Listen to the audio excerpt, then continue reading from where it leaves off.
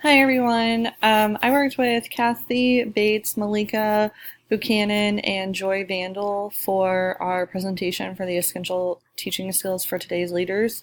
So we started off our presentation with some different essential learning outcomes, some different information about what it means to be an instructional leader, and then we also have a brainstorming activity in our presentation and some cooperative learning with Think, Pair, Share.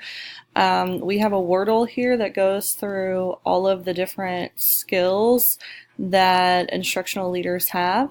One of the things that we believe that instructional leaders have is a global mindset, classroom management. They are collaborative, they are committed, confident, they have empathy, they are empowering, flexible, innovative, inspiring, knowledgeable.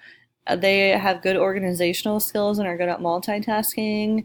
They are patient. They are proactive and prepared, respectful as our last one here. And then we have our Wordle again. So I know that this is kind of fast. But all of the information is on the presentation if anybody would like to look at it. And then we also have our resources here from the readings and from the book that we looked at as well.